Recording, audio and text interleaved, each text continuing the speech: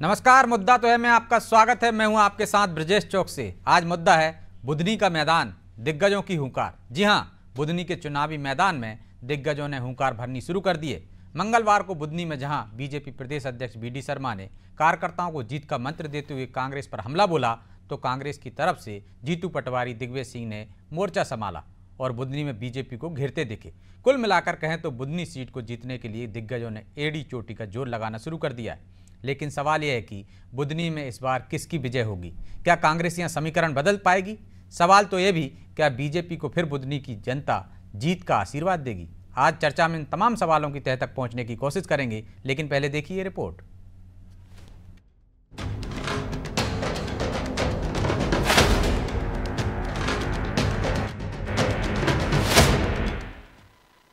बुधनी में दिग्गजों ने भरी हुंकार। इस बार किसकी होगी नैया पार?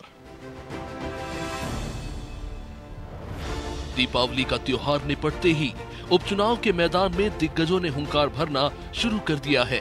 बीजेपी का गढ़ माना जाने वाली बुधनी सीट पर कांग्रेस और बीजेपी के बड़े नेताओं ने जनसभा और कार्यकर्ताओं को संबोधित किया। बात अगर बीजेपी की करें तो बीजेपी प्रदेश अध्यक्ष बीडी शर्मा ने मंडल कार्यकर्ता सम्मेलन में हिस्सा लिया। उन्होंने इस दौरान बीजेपी के कार्यकर्ताओं को जीत का मंत्र देते हुए उनमें जोश भरा। साथ ही बीडी शर्मा ने कांग्रेस पर जमकर हमले किए और कहा कि 2003 से पहले बुधनी और प्रदेश की हालत क्या थी, ये कांग्रेस से पूछना चाहिए। उन्होंने दिग्विजय सिंह को बंटाधार कहते हुए उन पर और कांग्रेस पर जमकर तंज कसा। अभी मैंने सुना कि दिग्विजय सिंह घूम रहे हैं, तो इन कांग्रेसियों को आपको पूछने की जरूरत है कि 2003 से पहले बुधनी विधानसभा के हाल क्या थे? 2003 से पहले इस मध्य प्रदेश के हाल क्या थे? ये मध्य प्रदेश बीमारू राज्य के तौर पर देश के अंदर पहचाना जाता है। सड़क, बिजली, पानी, हर प्रकार से मध्य प्रदेश दुरावस्था के दौर में था। मिस्टर बंटाधार दिग्विजय सिंह का नाम ही इसलिए रखा गया था कि उन्होंने पूरे मध्य प्रदेश को बंटाधार कर दिया। इधर बुधनी में वीडी शर्मा ने माहौल बनाया तो कांग्रेस की तरफ से पीसीसी चीफ जीतू पटवारी, सांसद दिग्विजय सिंह समेत अरुण यादव ने मोर्चा संभाला। इस दौरान कांग्रेस नेताओं ने बीजेपी पर बुधनी में विकास नहीं करने के आरोप लगाए। साथ ही ये दावा किया कि इस बार बुधनी की जनता कांग्रेस को आशीर्वाद देने जा रही है। वही कांग्रेस नेता भी दम भर रहे हैं कि इस सीट पर वो समीकरण बदल देंगे। बुधनी में कांग्रेस प्रचंड बहुमतों से जीतने वाली है। उसका कारण क्या है कि भारतीय जनता पार्टी केवल झूठ फैलाती है। शिवराज सिंह चौहान जी के लड़के वहां पे जो मतदाताओं को डरा रहे हैं कि वोट, अगर कांग्रेस को वोट दोगे तो बोले हम क्या मुंह दिखाएंगे। अरे भैया, ये बताइए कि बुधनी विधानसभा सीट राजकुमार पटेल का जब से नाम डिक्लेयर हुआ, जब से प्रचार करे, जब से भारतीय जनता पार्टी बौखलाई हुई है, घबराई हुई है और डरी हुई है। इसलिए जो है ना, बीडी शर्मा जी बोल रहे हैं। बीडी शर्मा जी ये बताएं, क्या बहनों को 3000 रुपये महीने मिले? बुधनी पर उपचुनाव को लेकर सियासी पारा हाई हो गया है।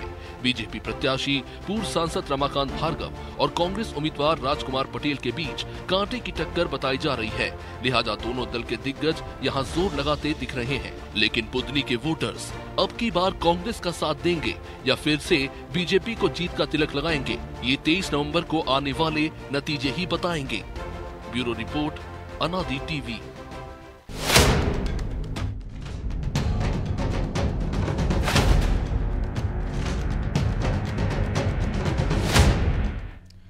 तो इस मुद्दे पर चर्चा के लिए हमारे साथ जुड़ गए हैं बीजेपी नेता योगेश गुप्ता, कांग्रेस प्रवक्ता रवि वर्मा और हमारे सहयोगी प्रभु पटेरिया। आप सभी का बहुत बहुत स्वागत है। योगेश जी, शुरुआत आपसे ही करते हैं। कांग्रेस सीधे आरोप लगा रही है कि आप धमका रहे हैं वहाँ पे मतदाताओं को, और आज तो दिग्विजय सिंह मैदान में उतरे तो आप 2003 के पहले का मध्य प्रदेश दिखाने लगे। बौखलाए हुए हैं जब से राजकुमार पटेल का नाम फाइनल हुआ है और वो मैदान में उतरे। देखिए ब्रजेश जी, राजकुमार पटेल को बुधनी की जनता ने एक बार नहीं बार बार नकारा है।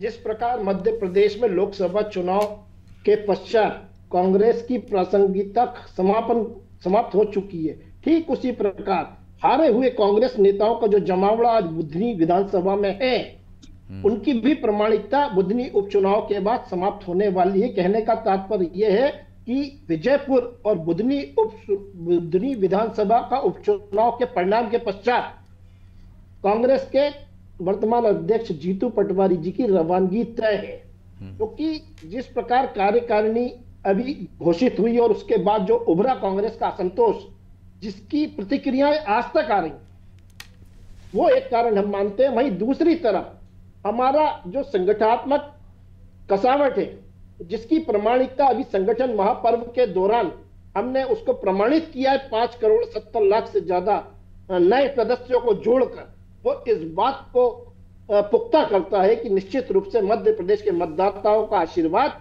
आज भी भारतीय जनता पार्टी के प्रत्याशी के साथ है। तो जहां एक तरफ हमारे विजयी प्रत्याशी के रूप में रमाकांत भार्गव जी और विजयपुर से रामनिवास रावत जी विजयी होकर निकलेंगे, वहीं कांग्रेस के हरल्लो की टीम के नेता बुधनी और विजयपुर से बाहर होंगे। जब आपने इतना विकास किया योगेश जी, तो फिर 2003 के पहले का मध्य प्रदेश दिखाना, बुधनी दिखाना, क्या वजह है उसकी? ये डर नहीं है क्या कि क्या हालात थे? योगेश जी, लगता कुछ तकनीकी खामी है, चलिए लौटूंगा मैं। 16.5%, हेलो जी, 16% की ग्रोथ पर हैं।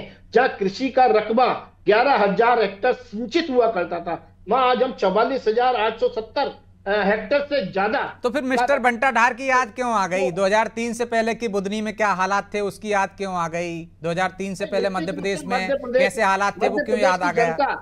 मध्य प्रदेश की जनता मिस्टर बंटाधार का वो शासन भूली नहीं है, जहां ना उनके शासन में बिजली होती थी, ना पानी होती थी, ना सड़कें होती थी। वहीं आज बदलता हुआ, आत्मनिर्भर हुआ मध्य प्रदेश, निश्चित रूप से परिवर्तन दिखता है। इसीलिए हमारे यशस्वी अध्यक्ष वीडी शर्मा जी ने यह बात कही है कि मिस्टर बंटाधार अगर आपसे संपर्क करने आए तो उनसे पूछिएगा। ठीक है, तो रवि जी, दिग्विजय सिंह तो खुद ही कहते थे कि यदि मैं वोट मांगने जाता हूं तो वोट कट जाते हैं, और अब बीजेपी कह रही है कि 2003 से पहले उनके शासनकाल में क्या हाल थे, और हारे वाले लोगों की, जितने भी हारे हुए नेता हैं आपकी, सबकी टीम वहां लगी हुई है। तो डर इधर है या उधर, कि इधर दिख रहा है? देखिए, वो तो भाजपा नेताओं के बयान और बातचीत से स्पष्ट समझा जा सकता है कि हरी और डरी हुई भारतीय जनता पार्टी के नेताओं के चेहरे पर शिकंज स्पष्ट दिखाई दे रही है। उनके भाषणों से भी वही उबाच, वही रटे हुए कैसेट चल रही है। अगर 20 साल में आपने इतना विकास किया था तो आज आपको ये कहने की नौबत ही नहीं आती। दम ठोक कर कहते कि हमने ये काम किया है। कार्तिक चौहान को ये कहना पड़ रहा है कि किस मुंह से मुंह दिखाओगे। जी जी, कार्तिक के मुंह दिखाने की बात अगर आ रही है तो मुंह छुपाया जा रहा है इस बात से कि कुछ किया ही नहीं है। अगर किया होता तो दमदारी से जाके कहते कि हमारे मुख्यमंत्री ने ये काम किया है और इस आधार पर मैं वोट मांगने आया हूं। लेकिन मुंह छिपाने की रवायत चल पड़ी है और मुंह छिपाने के लिए इस तरह की बातें की जा रही है कि कैसे ये मुंह छुपाएंगे इनके नेता। क्योंकि और हारे हुए नेताओं की अगर बात है तो इस लोकतंत्र में और पार्टियों में, भाजपा में भी तमाम नेता हारे होंगे और जीते होंगे। तो इसका मतलब ये नहीं कि वे जनता के बीच नहीं जाएंगे, वे एक जनप्रतिनिधि है और हार और जीत राजनीति का हिस्सा होता है। अगर उन्हें इतना भी पता नहीं है तो मुझे लगता है उन्हें चर्चा में शामिल भी नहीं होना चाहिए। लेकिन वो तो ये कह रहे हैं कि पटवारी जी की भी रवानगी हो जाएगी दोनों उपचुनाव के परिणाम के बाद। हाँ, किसकी रवानगी होगी और किसकी रवानगी नहीं होगी ये योगेश गुप्ता तय नहीं करेंगे, ये कांग्रेस पार्टी का शीर्ष नेतृत्व तय करता है। लेकिन इस तरह की हार, स्पष्ट हार देखकर किस तरह की भाषा बोली जा रही है, वो बीडी शर्मा जी अन्य इनके जो नेता है उनके चेहरे पर शिकंज स्पष्ट दिखाई दे रही है कि हार के डर से मुख्यमंत्री बुधनी ये तमाम करने जा रहे हैं। वो लंबी लंबी फेंक रहे हैं, छत्तीसगढ़ जाके, झारखंड जाके। अरे मध्य प्रदेश की बात करिए साहब, मध्य प्रदेश में चुनाव हो रहा है, यहां भी कुछ बात करिए, यहां भी कुछ बताइए कि यहाँ गांजे के तस्कर पकड़ाए जा रहे हैं, ड्रग्स पकड़ाई जा रही है हजारों करोड़ रुपए की। ये विकास भारतीय जनता पार्टी का मध्य प्रदेश को देना चाहती है। आंकड़े बता रहे थे ना कितनी रकबा सिंचाई का बढ़ गया, सड़कें कैसी हो गई बेहतर। से अलग नहीं है, रकबा बढ़ गया तो चेहरा छुपाने की बात क्यों आ रही है? कौन छिपा रहा है? एक प्रदेश के मुख्यमंत्री के पुत्र अगर इस तरह की बात आ रही है कि नहीं जीत पाए तो चेहरा कैसे दिखाओगे, तो चेहरा छुपाने की ये पहले से कायाबत हो रही है सारी। योगेश जी, छोटा सा जवाब दीजिए। जी देखिए ब्रजेश जी, चेहरा छुपा रहे हैं पूर्व प्रदेश कांग्रेस अध्यक्ष कमलनाथ, जिनका बाकायदा ढोल पीटा गया था कि बुधनी चुनाव में प्रचार करने कमलनाथ जी आएंगे। एक बार नहीं 4 बार। और आज क्या हुआ, कमलनाथ जी ने ट्वीट करके क्या बोला कि मेरी स्वास्थ्य अलाउ नहीं कर रहा है, मैं अस्वस्थता के कारण चुनावी मैदान से दूर हूं। तो ये वो जो अंतर कलह है कांग्रेस पार्टी की, जो समय समय पर फूट कर आती है, विशेष तौर पर चुनाव के समय ये कुछ ज्यादा ही स्पष्ट रूप से नजर आने लगता। तो कमलनाथ जी का बुधनी चुनाव और विजयपुर उपचुनाव से दूर रहना और मिस्टर बंटाधार की अनुशंसा पे हारे हुए प्रत्याशी राजकुमार पटेल को पुनः प्रत्याशी बनाना, यह बात प्रमाणित करता है कि कांग्रेस में आज भी दरबारियों का बोलबाला है, पट्टों का बोलबाला है। ऊर्जावान नेताओं का कांग्रेस शोषण करती है और जो दरबारी और पट्टे होते हैं उन्हें बार बार। चलिए रवि जी से इसका जवाब ले लेंगे कि कमलनाथ जी ने ऐन वक्त पर क्यों मना किया। लेकिन प्रभु जी, क्या आपको लगता है कि बुधनी में कांग्रेस कुछ कमाल दिखा पाएगी? दिग्विजय सिंह मैदान में उतरे हैं, जीतू पटवारी मैदान में उतरे हैं, राजकुमार पटेल जो एक बेहतर उम्मीदवार हो सकते हैं वो उम्मीदवार उन्होंने दिया है, लेकिन क्या अंतरकलह, संगठन में जो नियुक्तियां हुई हैं उसके बाद जिस तरह से इस्तीफे का दौर आया, आज लक्ष्मण सिंह का वीडियो भी वायरल हो रहा है, तो ऐसे में कांग्रेस को वहां पे फर्क पड़ेगा इन सब चीजों से? देखिए, बुधनी के लिए राजकुमार पटेल यदि कांग्रेस के लिहाज से कहें तो अपने आप में पर्याप्त है। वहाँ कांग्रेस की ना तो अंतरकलह की वहाँ पहुँचने की संभावना है, ना कांग्रेस के किसी कमलनाथ या दिग्विजय सिंह के वहाँ जाने की जरूरत है, क्योंकि राजकुमार पटेल पुराने नेता हैं, वहाँ के किरार समाज से आते हैं, जिस समाज से शिवराज सिंह चौहान है। शिवराज सिंह चौहान के पहले भी वहाँ से किरार विधायक रहे, शिवराज सिंह चौहान के बाद राजकुमार पटेल विधायक रहे, उन्होंने अपने भाई को भी वहाँ से एक बार जिताया था। ये बात अलग है कि शिवराज सिंह चौहान को जब मुख्यमंत्री बनाने के बाद बुधनी से चुनाव लड़ाया गया उपचुनाव में, उसके बाद राजकुमार पटेल उस चुनाव में हार गए थे, तब वो जीत नहीं पाए। बस ये बात जरूर वहाँ पे हुई है। लेकिन उस चुनाव को यदि हम देखें, जब एक मुख्यमंत्री चुनाव मैदान में था, बाई इलेक्शन था, जिसमें मुख्यमंत्री के पीछे उसकी पूरी सरकार की ताकत और पार्टी लगी हुई थी, उसमें वो राजकुमार पटेल अकेला व्यक्ति था जिसने जो है बीजेपी को पसीने ला दिए थे। शिवराज सिंह चौहान को 110 किलोमीटर मुख्यमंत्री को पदयात्रा करनी पड़ी थी उस चुनाव को जीतने के लिए। सुंदरलाल पटवा को तब शिवराज जी वो शिवराज जी नहीं थे ना, जो अब तब की बात अलग थी ना ब्रजेश जी, वही मैं कह रहा हूँ। लेकिन राजकुमार पटेल को हम वो कद तो हमने देखा ना, उसके बाद बुधनी में उनका वो चुनाव लड़े नहीं बुधनी में, तो इसलिए हमने। लेकिन इस बीच में राजकुमार पटेल का कद घटता भी गया, चाहे विदिशा का चुनाव, लेकिन वो जो किरार फैक्टर है बुधनी का, वो तो असर दिखाएगा। कार्तिकेय सिंह चौहान यदि बुधनी के मंच पर ये कह रहे हैं, जो कि बुधनी की नब्ज से बहुत अच्छे से वाकिफ है, तो निश्चित तौर पर उनको दिख रहा था। क्योंकि अंतरकलह कहाँ हुई है आप बताइए? बुधनी बीजेपी के मंच पर अंतरकलह हुई है, बीजेपी से शिवराज सिंह के ही करीबी आपस में झगड़ने पड़े लगे।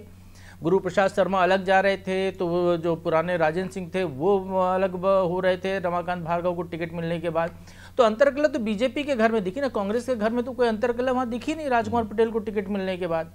दूसरा जो किरार वोट बैंक है, उसकी चिंता निश्चित तौर पर शिवराज जी को भी और कार्तिकेय सिंह चौहान को भी। अब हम उसको पिछले चुनाव से देखते हैं, जो पिछला चुनाव हुआ था 2023 का। 2023 के चुनाव में शिवराज सिंह चौहान ने पर्चा भरने के बाद कहा कि अभी आप बुधनी में हर व्यक्ति शिवराज सिंह चौहान है, वो चुनाव लड़े, वो चुनाव जिताए। तो शिवराज सिंह चौहान बहुत अच्छे मतों से चुनाव जीते, 1 लाख के करीब वोटों से वहां से चुनाव जीते। तो ये जो फर्क है, जो हम यदि 2006 से अभी तक का फर्क देते, अब शिवराज वहां पर मैदान में नहीं है। अब शिवराज, लेकिन 3 उपचुनाव हुए, हर बार फैक्टर शिवराज सिंह चौहान रहे। लेकिन इस बार जो है कैंडिडेट दूसरा है ब्रजेश जी, कैंडिडेट कोई और है, जो कि सांसद था, सांसद से उसको विधायक का टिकट दिया गया, और जो जिसने शिवराज सिंह के लिए विधायकी छोड़ी थी वो नाराजगी जाहिर कर चुका है। दूसरे गुरुप्रसाद शर्मा नाराजगी जाहिर कर चुके हैं, जो बुधनी के बीजेपी के जिला अध्यक्ष हैं वो भी नाराज बताए जा रहे हैं। तो अंतरकलह यहाँ पे दिख रही है, इसलिए बीजेपी को चिंता है, इसलिए शिवराज सिंह चौहान को वहाँ मोर्चा लेना पड़ रहा है, इसलिए कार्तिकेय सिंह चौहान को वहाँ पर ये कहना पड़ रहा है, इसलिए वी डी शर्मा को वहाँ जाकर दिग्विजय सिंह याद दिलाने पड़ रहे हैं। और एक चीज़ और बता देता हूँ, जो अभी आप जिक्र करें दिग्विजय सिंह की, क्यों मिस्टर बंटाधार की याद दिला रहे हैं, योगेश जी ने बहुत अच्छे से उसको लिबरेट भी किया मिस्टर बंटाधार को। अभी जो भैरुंदा में जो कार्यकर्ता सम्मेलन हुआ था नामांकन के पहले, जिसमें मुख्यमंत्री भी गए थे, शिवराज सिंह चौहान भी थे, उस सम्मेलन को यदि हम देखें कि 20 साल तक आप एक मुख्यमंत्री का क्षेत्र होने के बाद उस सम्मेलन में यहाँ से वहाँ तक की सड़क बना दीजिए, वहाँ से वहाँ तक की सड़क, मुख्यमंत्री से जो घोषणाएं कराई गई हैं वो बता रहा है कि ये छिंदवाड़ा मॉडल नहीं विकसित हुआ। छिंदवाड़ा में कमलनाथ ने छिंदवाड़ा मॉडल तब बनाया था जब मुख्यमंत्री नहीं बने थे, वो एक ऐसा उन्हें आइकॉन खड़ा किया था जो दिख रहा था। मोहन यादव उज्जैन को जो बनाने जा रहे हैं, जो वहां पर लगातार चीजें देते जा रहे हैं, वो एक अलग उज्जैन मॉडल विकसित करने की दिशा में दे रहे हैं। बुधनी मॉडल नहीं बन पाया है वहां पर। बुधनी को लेकर यदि आज भी डिमांड उठ रही है, और पूर्व मुख्यमंत्री जो 20 साल तक मुख्यमंत्री रहे उनके मंच से मांग उठ रही है, मुख्यमंत्री से उसकी घोषणाएं कराई जा रही, तो आप ये मान सकते हैं कि बुधनी में चुनाव राजकुमार पटेल के आने बाद उतना आसान नहीं है बीजेपी के लिए। बीजेपी जीत सकती है, बहुत अच्छे से जीत सकती है, तो लेकिन उतना योगेश आसान जी नहीं। आसान नहीं बचा है क्योंकि उम्मीदवार ऐसा और अंतरकलह आपके यहाँ दिख रही है। आप आइकॉन नहीं बना पाए बुधनी को, मॉडल नहीं बना पाए, इसलिए दिग्गजों को मैदान में उतारना पड़ रहा है। 2003 से पहले का मध्य प्रदेश बताना पड़ रहा है। नहीं देखिए ब्रजेश जी, भारतीय जनता पार्टी किसी भी चुनाव को मजबूत या कमजोर मानकर नहीं लड़ती। भारतीय जनता पार्टी हर चुनाव में पूरी ताकत के साथ हर बूथ पर दमदारी के साथ लड़ाई लड़ती है। कैडर बेस्ड संगठन है और जब भारतीय जनता पार्टी का कोई प्रत्याशी खड़ा होता है तो उसमें यह नहीं देखा जाता कि फलाने प्रत्याशी कौन है और ढिकाने प्रत्याशी कौन है, वहां पर सिर्फ। लेकिन हमने बुधनी में देखा है ना योगेश जी कि शिवराज जी नामांकन दाखिल करने के बाद जाते हैं और फिर मैदान में एक आध बार सभा करने जाते हैं, फिर नहीं जाते हैं। देखिए शिवराज जी ने अपने अथक प्रयासों से मध्य प्रदेश को वो दिशा और दशा दी है जिसको आप इनकार नहीं कर सकते हैं। तो शिवराज जी का जो फैक्टर है वो निश्चित रूप से बुधनी में काम करता है, इस बार भी काम करेगा। और शिवराज जी की अनुपस्थिति में लगभग उतनी ही मार्जिन से भारतीय जनता पार्टी ये सीट जीत कर दिखाएगी। उसके पीछे दावा करने का जो एकमात्र कारण है वो भारतीय जनता पार्टी का संगठन, उसका कार्यकर्ता और उसका प्रत्याशी। तो कह रहे हैं ना, प्रभु जी ने भी बताया अभी कि अलग अलग मंचों से किस तरह की बातें आई, राजेंद्र सिंह क्या कह रहे हैं, गुरु प्रसाद क्या कह रहे हैं, और पूर्व मुख्यमंत्री के मन से क्या क्या घोषणा करना पड़ी छोटी छोटी सड़कों के लिए भी। नहीं ठीक है, आपकी बात को मैं आगे बढ़ाते हुए थोड़ा सा ये कहना चाहूंगा कि भाई दूसरी तरफ कांग्रेस की तरफ देखें तो कांग्रेस के वहां के बुधनी के जिला अध्यक्ष से लेकर और वहां के ऊर्जावान युवाओं ने किस प्रकार विरोध किया था राजकुमार पटेल की उम्मीदवारी का। वही समाजवादी पार्टी जो इनकी इंडी गठबंधन में शामिल है उनका अलग प्रत्याशी वहां उतरा हुआ है। तो निश्चित रूप से ये सारे वो फैक्टर हैं जो कांग्रेस के अंदर भी भीतर घात को उभार कर दिखाते हैं। आप भले ही आप उसको देखने से इनकार करें वो एक अलग बात है, लेकिन असंतोष कांग्रेस का जग जाहिर है। और कांग्रेस में जिस प्रकार की अंतरकलह और ईगोइस्टिक प्रॉब्लम बनी हुई है वो कांग्रेस की हार का मुख्य कारण निश्चित रूप से बनेगा। वहीं दूसरी तरफ हम तो जन कल्याण से लेकर गरीब कल्याण की नीतियों के माध्यम से जनता के बीच में 24/7 रहते हैं। अभी हाल ही में हमारा संगठन महापर्व के दौरान हमने हर बूथ को टच किया है, हर बूथ पर 200 से ज्यादा नए मेंबर बनाए। तो ये इस बात का प्रमाण है कि जनता के बीच में भारतीय जनता पार्टी की लोकप्रियता कितनी है। तो रवि जी, उनका तो संगठन मजबूत है, अंतरकलह आपके यहाँ भी है। यदि आप ये सोच रहे हैं कि वहाँ झगड़े होंगे, किरार समाज का आपको वोट मिल जाएगा, शिवराज जी मैदान में नहीं है तो आप जीत जाएंगे, लेकिन अंतरकलह समाजवादी पार्टी कैसे निपटेंगे? नहीं देखिए, शिवराज जी मैदान में नहीं है, ये कांग्रेस का मैटर नहीं है। अगर वो मैदान में नहीं है तो वो केवल भाजपा की अंदरूनी कमियों के चलते नहीं है मैदान में, क्योंकि उन्हें पता है कि मैं वैसे मैदान में नहीं है, उम्मीदवार नहीं है मैदान में, तो वैसे भी है वो नहीं, मैदान में भी नहीं है। अभी आपने जिक्र किया था कार्तिकेय सिंह चौहान प्रचार कर रहे हैं, वो आए, मुख्यमंत्री की बात चल रही, पूर्व मुख्यमंत्री की, जिसका एक क्षेत्र है, जिनके जाने के बाद ये चुनाव हो रहा है, वो आए और चले गए। पर्ची वाले मुख्यमंत्री को पर्ची मिली, वो छत्तीसगढ़, राजस्थान, झारखंड घूम रहा है। जिस तरीके से बीडी शर्मा जी को केवल एक चुनाव में अकेले ये चुनाव थोप दिया गया है, क्योंकि खेमे और गुटों में बटी भारतीय जनता पार्टी इस प्रदेश अध्यक्ष की भी रवानगी चाहती है कि चुनाव के बाद अभी आरोप लगाया ना योगेश जी ने, कमलनाथ जी एन वक्त पर कैंसिल कर दिया उन्होंने खुद ये भी कहा है कि वो बीमार है। उन्होंने उसका जवाब योगेश गुप्ता जी ने खुद दिया है कि कमलनाथ जी का स्वास्थ्य ठीक नहीं है। तो अगर किसी का स्वास्थ्य ठीक नहीं है तो वो क्या चाहते हैं योगेश जी कि स्वास्थ्य ना खराब होने के बाद भी उनको ले जाया जाए? वो स्वस्थ हो जाएंगे, 13 तारीख के पूर्व जो है प्रचार थमने के पूर्व होकर आ जाएंगे। लेकिन जिस तरीके से भारतीय जनता पार्टी के नेताओं ने मध्य प्रदेश से पलायन किया है और केवल रवानगी वाले मुख्यमंत्री की रवानगी आप चाहते हैं कि सीएम बुधनी में डेरा डाले लेंगे? डालना चाहिए, निश्चित तौर पर डालना चाहिए, क्योंकि योगेश जी कह रहे हैं कि हर चुनाव कसौटी के तौर पे भाजपा लड़ती है। आखिर ये कसौटी की कसावट ढीली क्यों पड़ी जा रही है? इसलिए ना कि हमारे प्रत्याशी जो राजकुमार पटेल जी हैं, अभी जो बार बार कह रहे हैं हारे, वो जीते भी हैं वहां से और उनके भाई भी जीते हैं। तो बुधनी की जनता ने उन्हें भी एक मान सम्मान दिया है और अपनी निश्चित तौर पर हार देखकर बहुत सारा पानी बह गया ना रवि जी, निश्चित हो चुकी है।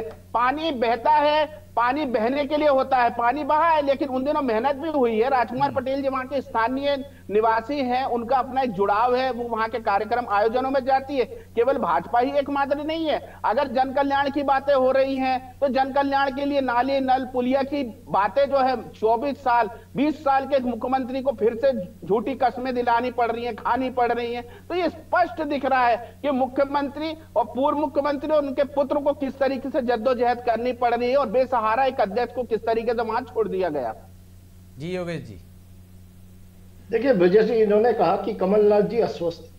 थोड़ा सा संक्षेप में रोशनी डालना चाहूंगा कि छिंदवाड़ा लोकसभा चुनाव के बाद कमलनाथ जी केवल एक लोकसभा संबोधित करने गए थे, बैतूल।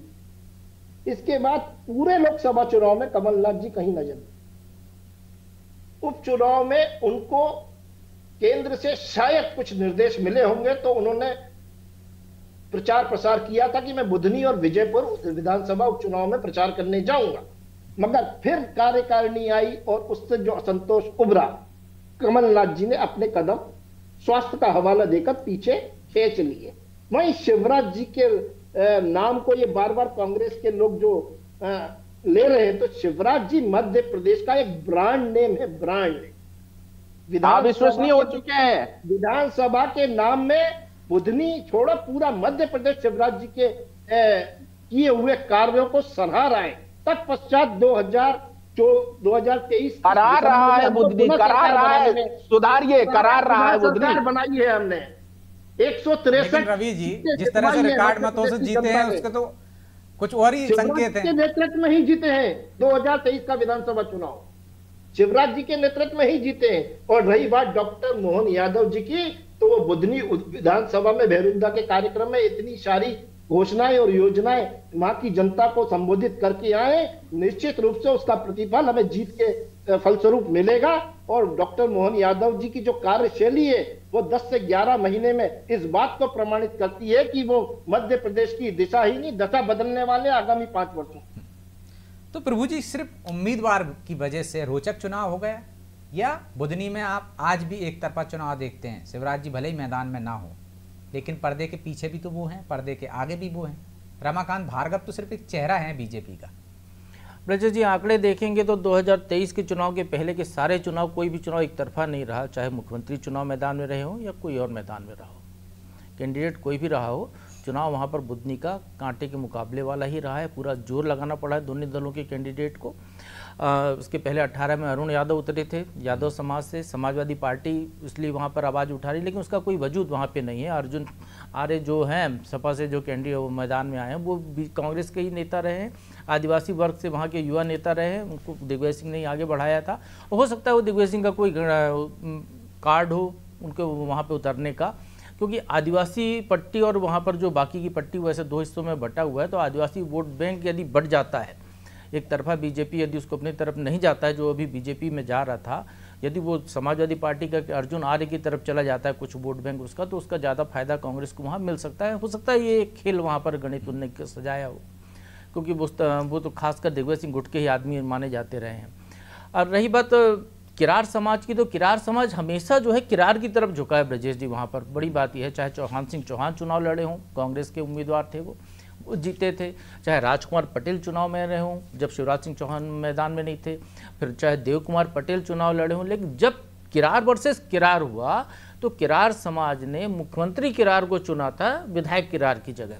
राजकुमार पटेल उस चुनाव में जीते तो विधायक ही होते, क्योंकि सरकार बीजेपी की थी, सामने मुख्यमंत्री कैंडिडेट के तौर पर था किरार समाज थे, तो किरार समाज ने उसको चुना। तो अभी भी वैसी है, तो बिल्कुल विधायक जीतेगा तो मतलब सरकार है उनकी जी, और यदि विपक्ष का नेता जीतता है तो कोई फायदा नहीं होगा। नहीं ब्रजेश जी, किरार समाज की अस्मिता का सवाल यदि यहाँ पर आ गया, खड़ा हो गया, तो किरार समाज फैक्टर थोड़ी नहीं हो सकता। किरार एक बड़ा फैक्टर है बुधनी में, तो वो फिर किरार समाज की तरफ यदि चला जाता है तो फिर बीजेपी के लिए, रमाकांत भार्गव के लिए मुश्किल हो जाएगी, जिस तरीके की बीजेपी के अंतर्गत खुलकर बाहर आई है। चलिए, ये तो समय ही बताएगा। बहरहाल हमारे पास समय नहीं, इसलिए चर्चा को यहीं विराम देना होगा। जी गुप्ता जी, 30 सेकंड में कुछ मैं ये कह रहा था कि कोई अगर मगर किंतु परंतु नहीं। मोदी जी ने जिस प्रकार की 4 जातियां देशवासी प्रदेशवासियों को बताई है, उन्हीं के अनुरूप ये चुनाव होगा और निश्चित रूप से एक बड़े मार्जिन से बीजेपी। बहुत बहुत धन्यवाद। तो अब ये तो चुनाव परिणाम ही तय करेंगे कि जातीय समीकरण चला या मोदी जी के जो जाति आधारित उन्होंने बताए हैं किस तरह की जातियां हैं, 4 जातियां,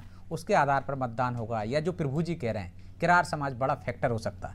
लेकिन बुधनी उपचुनाव वाकई में दिलचस्प हो गया है, क्योंकि राजकुमार पटेल पहले भी वहाँ से जीतते रहे हैं, उनके भाई भी जीतते रहे हैं, तो इस बार मुकाबला दिलचस्प देखा जा रहा है। दिग्गजों की फौज भी उतर रही है। अब परिणाम तय करेंगे कि किसका पलड़ा भारी बैठता है। बहरहाल मुद्दा तो है। मैं इतना ही, मुझे दीजिए इजाजत और आप देखते रहिए अनादि टीवी। नमस्कार।